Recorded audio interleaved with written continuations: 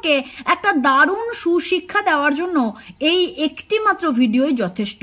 আপনারাও কি আমার সঙ্গে একমত যে এই ভিডিওটিই পারে আগামী প্রজন্মকে একটা নতুন দিগন্ত দিতে, কিংবা সনাতনী শিক্ষার প্রসারে এই ভিডিওটি বিশেষ অবদান রাখতে চলেছে?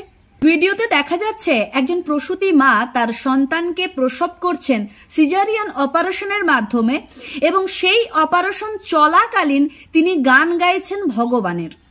ভগবান শ্রীকৃষ্ণের গান গেয়ে তিনি সন্তানকে জন্ম দিচ্ছেন। সন্তান এই পৃথিবীতে ভূমিষ্ঠ হওয়ার পরেই যে নাম শুনল সেই নামটিই হচ্ছে ভগবান শ্রীকৃষ্ণের।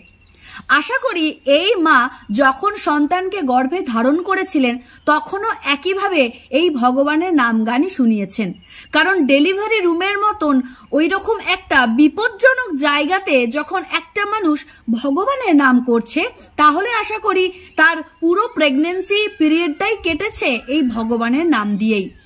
এই বাচ্চা বা এই সন্তান যে কতটা ভগবানের প্রতি আসক্ত হবে সেটা তো বোঝাই যাচ্ছে। আমরা কতিপয় দেখতে পাই এখনকার মায়েরা, সবাই নয় যদিও, কিছু কিছু মায়েরা বাচ্চাদেরকে খাওয়ানোর সময় কিংবা ঘুম পাড়ানোর সময় মোবাইলে গান ছেড়ে দেন কিংবা মোবাইলে কার্টুন লাগিয়ে দেন।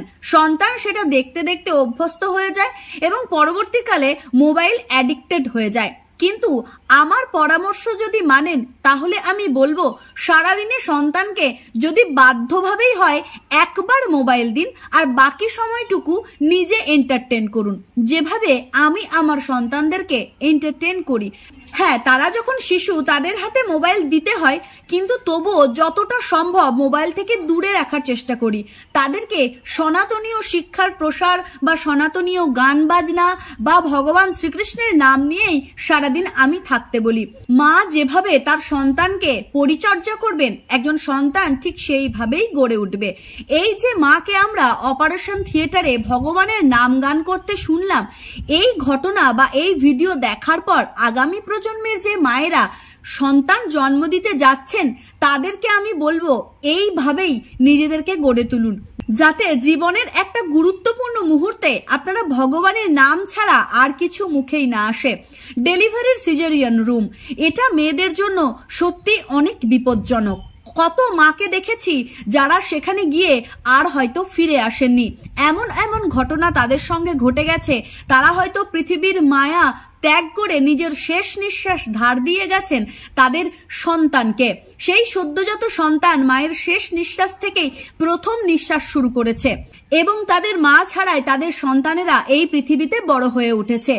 আমাদের এই প্রজন্মের মায়েরা যদি ভগবানের নাম গান দিয়ে নিজের সন্তানকে সুশিক্ষা দেওয়ার চেষ্টা করেন, তাহলে আশা করি তাদের একটু একটু করে সনাতনীয় বীজ রোপণ হবে এবং তারাও একটা সময় ভগবানের নাম গানের প্রতি আসক্ত হয়ে পড়বে। এই শিশুদেরকে মোবাইল অ্যাডিক্টেড না করে আমরা যদি ভগবান অ্যাডিক্টেড করে তুলি, তাহলে হয়তো আগামী একটি সুন্দর ভবিষ্যৎ আমরা পেতে পারি। কুর্নিশ জানাই এই মায়ের সাহসকে, কারণ এই রকম একটি পরিস্থিতিতে ভগবানের নাম গান করেছেন, অথচ তার মুখে ন্যূনতম বিচলিত ভাব আমরা দেখতে পেলাম না। সত্যি এই মায়ের অন্তরাত্মা অত্যন্ত পবিত্র এবং সাহসী।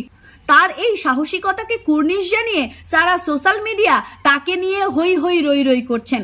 এটা স্বাভাবিকভাবেই খুব সুন্দর একটি বিষয়। আপনারাও যদি আমার সাথে একমত হয়ে থাকেন তবে ভিডিওর কমেন্ট বক্সে